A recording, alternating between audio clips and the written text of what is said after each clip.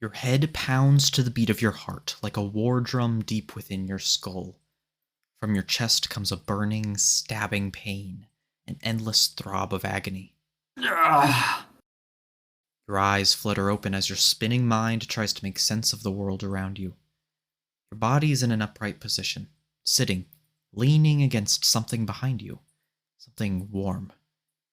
You're moving, fast, and you feel something furry against your heels, your legs. The scene is too bright. Some blazing white light blinds you. Your eyes clamp closed and your senses fade back into blurry unconsciousness. Yet the swimming darkness of your mind does not grace you with rest.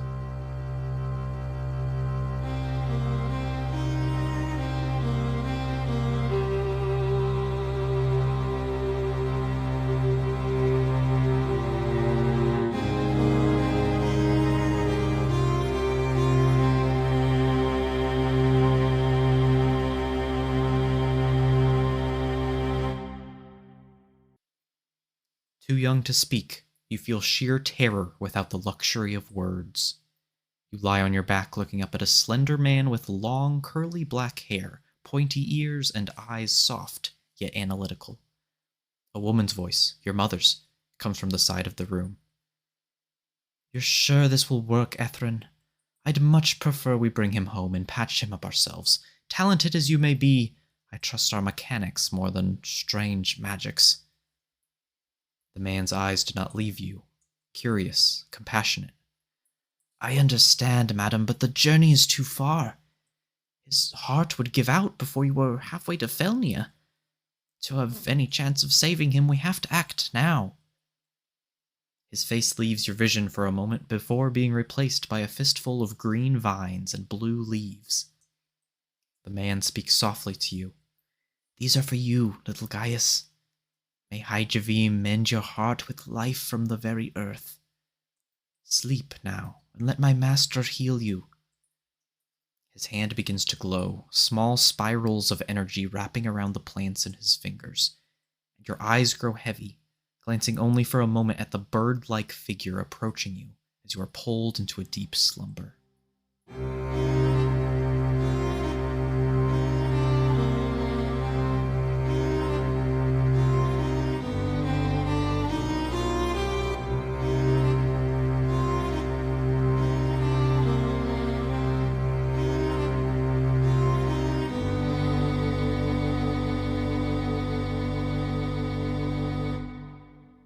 Reality rears its ugly head once more. Your eyes are once again greeted by the blazing white light, shocking you back to your senses. You feel your quick momentum as you're carried by this Bear? From the back of the black bear, your body feels every stone beneath you, every pound of paw on rock, each sprinting step sending aches throughout your muscles.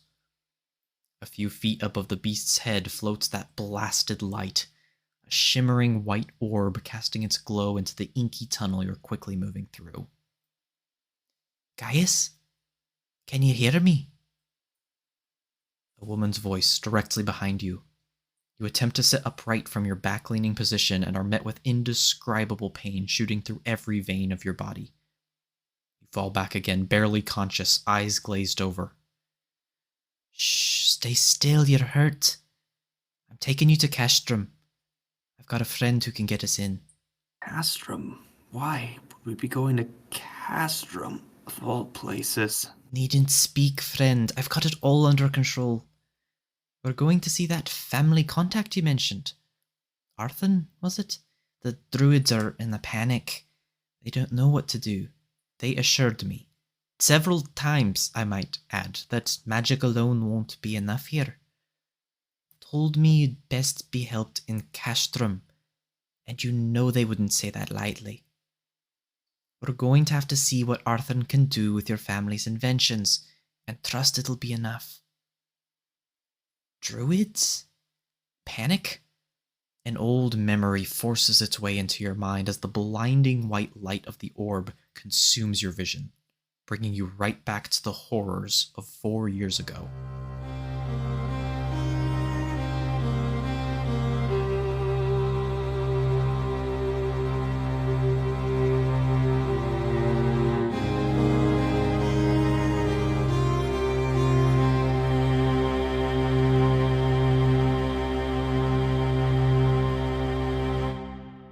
the love of the goddess Gaius, get down! You drop to your stomach as a javelin sails through the air where your head had been a mere moment ago. Where do you need me? What can I do? Just run! Retreat and regroup further in, the gruff voice responds. Over the past 9 years that you've lived with the Equal Druids, you've come to call Morvard home. Memories flash in quick succession. The months of your youth spent begging your parents to let you see the very place your life was saved as an infant. The surge of excitement in your heart as your parents finally agreed to let you visit. The disappointment in their eyes when you begged them to let you stay. This was not the path they wanted for you, but your heart was set. Now your chosen home is in danger. Senseless violence brought in from the neighboring cavern, Castrum. Yells pierce the air, and the druids flee deeper into the grotto, away from the storming force at the entrance. A stray arrow whizzes past your ear, landing only a few inches from your prone body. I follow the druid's instruction, and I turn around and, keeping an eye out behind me, watching for anything else flying my way. I'm gonna run and try and find cover. You rise and scramble backwards, running deeper into the once safe home of the Equal Druids, past the white outer walls of the Eculum chamber, and merge with a trembling group of druids. The cries of children drown out the comforting words of their parents. Looking back out to the battlefield, you watch as a druid, taking the form of a wolf, lunges at a Castrumian soldier, taking him to the ground, tooth and claw clashing against chainmail. The soldier flails, struggles, but cannot escape.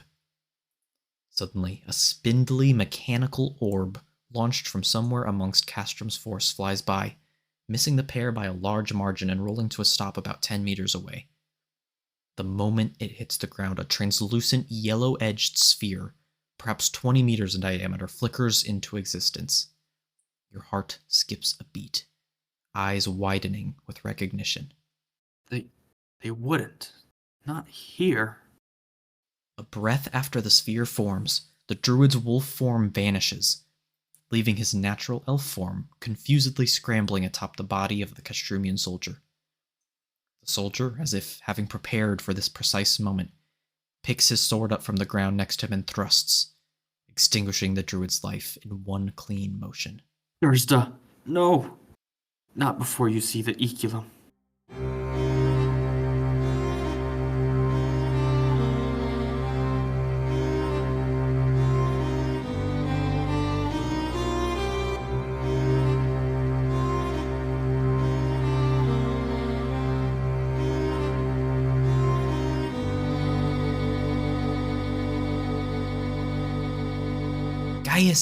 Gaius, Thursday died years ago, friend. Castrum is not attacking. You're here now, safe with your good friend Wim, alright? How could they do this? They knew I was here. They knew what they'd do with that.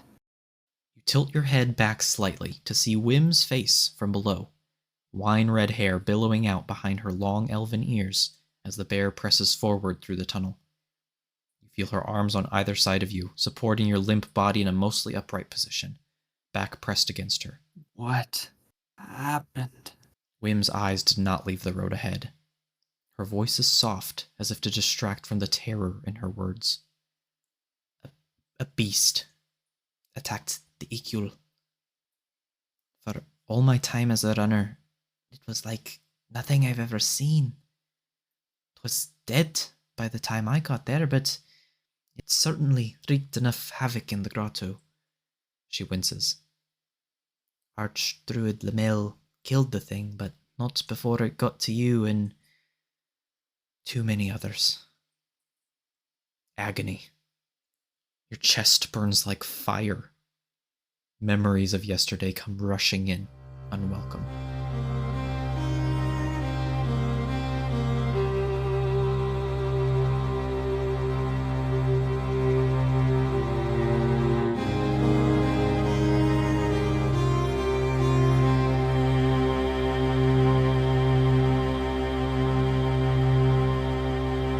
Kenku Archdruid stands in the center of the cathedral-like Eculum chamber. Like the room around him, the man is robed in white and plainly adorned. He holds a staff in one hand and gestures broadly with the other as he speaks in his many mimicked voices to address the crowd of druids behind him. And we remember that water, through High Javim, is the source of life, the fuel for new beginnings. For 99 years each century, the Eculum remains dry, reminding us of how precious each cycle is. To see the Eculum filled with its blessed waters is to see life anew, and to bathe in it is to renew oneself. Amidst the crowd of druids, you listen attentively, each word like the waters of the Eculum itself to your soul. With each heartbeat, you are reminded of how the Equal druids renewed your fading life, how your heart, weak and malformed at birth, has been restored, mended with leaf, vine, and magic by the archdruid Lamel himself all those years ago. Now, through the grace of High Javim, you get to stand here as part of something beautiful. As you reflect on your life in the circle and before, a distant noise catches your attention. Although faint, it sounds like something falling or crashing. I'm gonna try and quietly slip away to go investigate the source of the noise so that I don't disrupt the ceremony. You exit the Eculum chamber and are greeted by the familiar sight of the grotto. Moss carpets the ground in a soft layer of green. Cloth huts and tents litter the communal area, and berry bushes spring from the ground and cave walls. A tiny stream winds through the area, running with a slow trickle of water from a nearby aquifer. The place is quiet, lacking the usual commotion of the small circle of druids, all of whom are present at the annual renewal ceremony you've just walked out of. You listen attentively, hearing nothing but the faint voice of the archdruid coming from within the chamber. You're about to turn to re-enter the chamber when you hear it again. A snapping, breaking noise. You whirl your head around, unable to identify where the noise came from. Your heart rate accelerates, memories of the Castrum raid 4 years ago racing through your mind. That attack nearly wiped out the Equal, and you will not let such an atrocity happen again. I'll kind of look in the direction that I think the sound might be coming from, or just away from the ceremony where I know it's not coming from, and cast Detect Magic. As druidic magic extends from you to your immediate surroundings, you feel something wrong. Something unlike anything you've sensed before. A knot forms in your stomach, twisting your insides and filling you with a sense of dread. The energy, where is it coming from?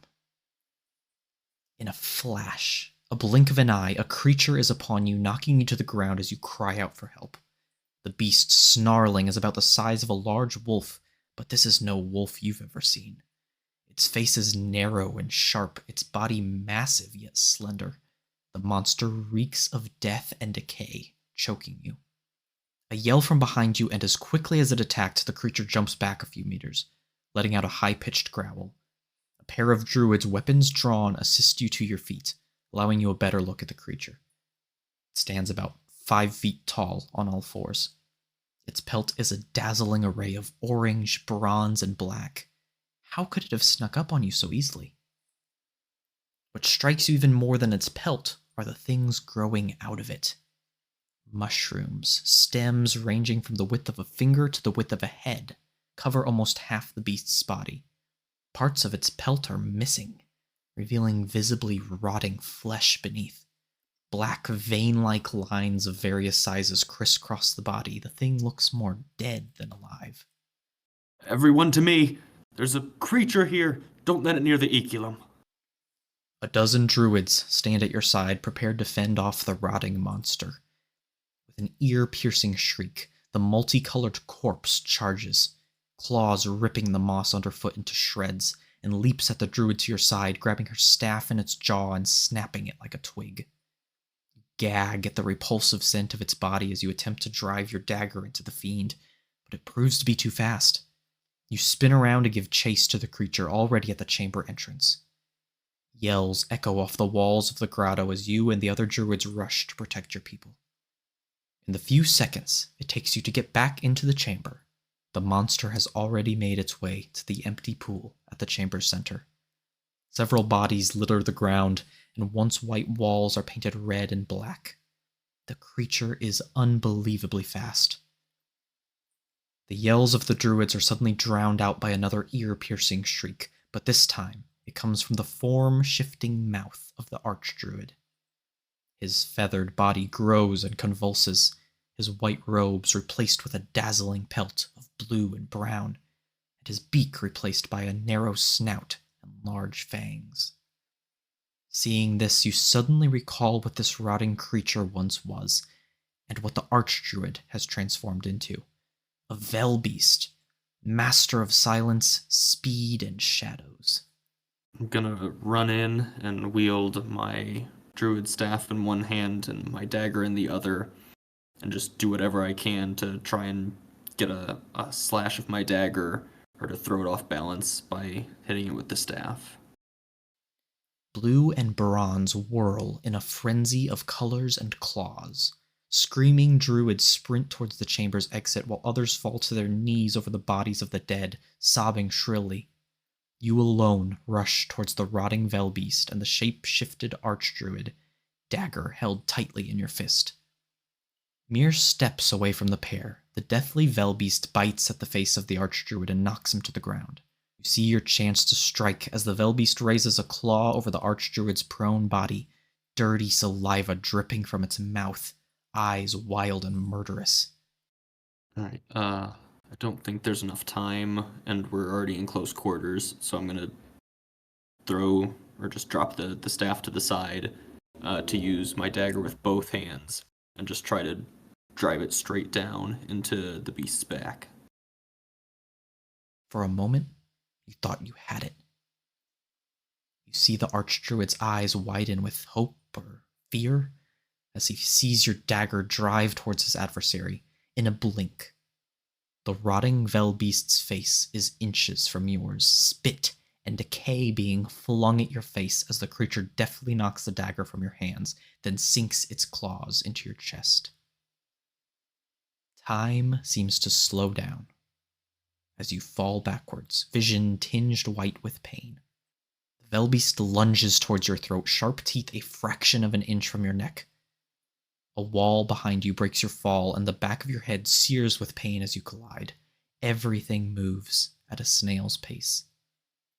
The last thing you see before your vision fades to nothing is the Velbeast slowly approaching you as the archdruid's massive blue and brown form descends upon it.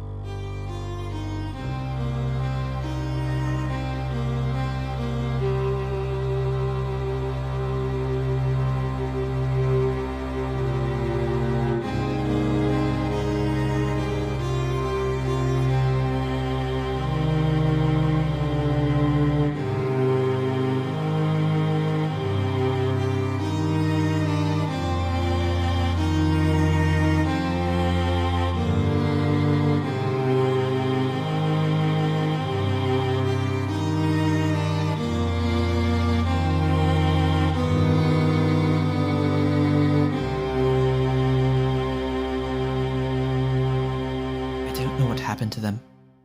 As far as I know, they've scattered. They said that Velbeast was corrupted with the Arabelth. If that's true, the whole place will be unlivable before too long. As your brain registers Wim's voice and returns once more to the present, you feel more comfortable. The stabbing pain in your chest is still there, but dulled. You're lying on your back in the center of what appears to be a laboratory. You try to sit up, only to find that your arms and legs are tied to the table you're lying on. You're able to lift your head, and you look around the room to see various half-finished mechanical tinkerings, scraps of metal, hammers, and nails on shelves and tables around the room. One shelf, in particular, catches your eye. A row of spindly metal orbs with a dark-colored crystal at their core. I recognize the craftsmanship of these orbs as being the same orbs that were used during the Castrum raid on the Equal Circle, which means that this is the workshop of the man who does my family's dirty work in Castrum, a face that I vaguely remember from dreary childhood memories.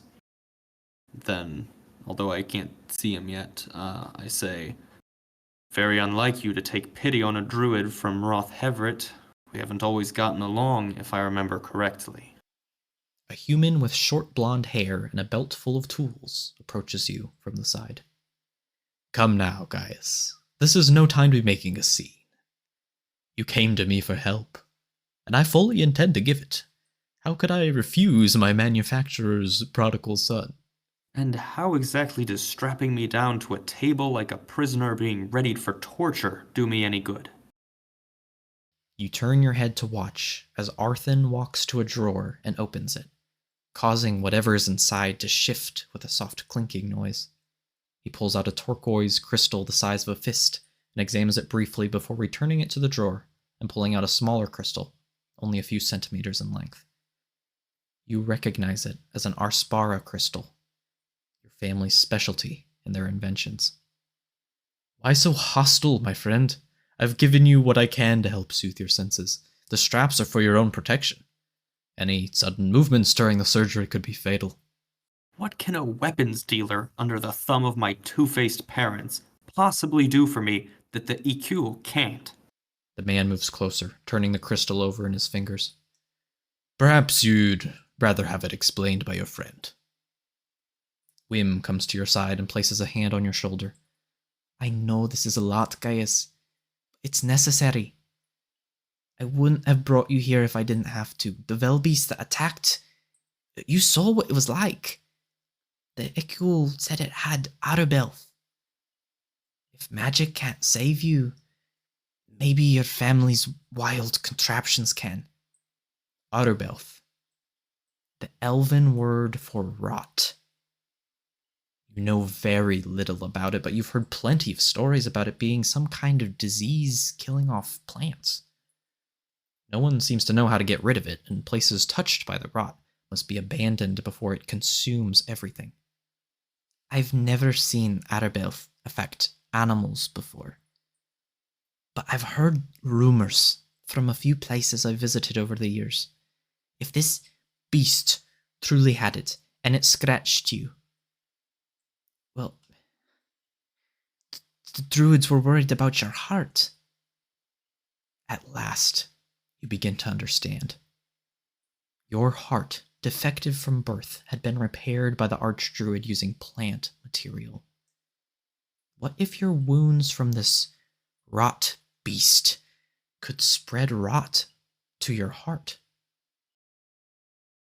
Then, turning as best I can to look at Arthur, I say, and you have the cure for rot here in your workshop and just haven't felt like sharing it until now? Is that it?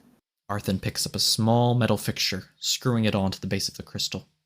There's a growing consensus among researchers that energized luminarite has somewhat of a stabilizing effect on the rot. He finishes screwing on the fixture. Some theorize that its light keeps the rot from spreading. It's nothing definitive, but maybe the best chance you've got. It will, of course, need to be energized at all times. How is that possible? Some kind of spell that requires constant upkeep? A good question. Arthur moves to the shelf with the orbs you saw used in the Castrum raid, picks up a very small dark blue crystal. He screws this onto the end of the fixture, joining it to the luminarite. As a druid, your magic will be sufficient to fuel the luminarite constantly. Thanks to your brilliant parents, we can use this, he taps the dark blue Arspara crystal, to absorb your magic and funnel it up here to the luminarite. He moves his finger to the turquoise crystal, thus fueling the luminarite's glow. Theoretically, this should function at all times, even when you're asleep. Losing your magic is far better than losing your life, no? I'm panicked by this explanation, and especially that last sentence. And I say, magic is more than my ability to do party tricks. I have spent years developing my druidic abilities. It's part of who I am, one of the greatest parts. Feel Wim's grip tighten on your shoulder. Please don't make this more difficult than it already is, Gaius. There's no other way. It's your magic or you. You must understand. What gives you the right to make that decision? I should have died with my brothers and sisters in Morvard. I chose this life to break away from my family, and now you'd use one of their contraptions to tear it away?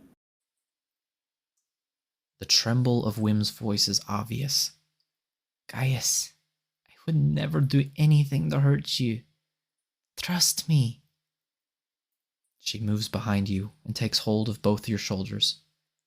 Frantic, you try to screw your head around to see her, to make her understand, but you only manage to spot Arthur looking behind you to Wim, giving a solemn nod. Sleep, Wim whispers with an arcane force. For the last time, you feel a surge of magic within you. Then, darkness.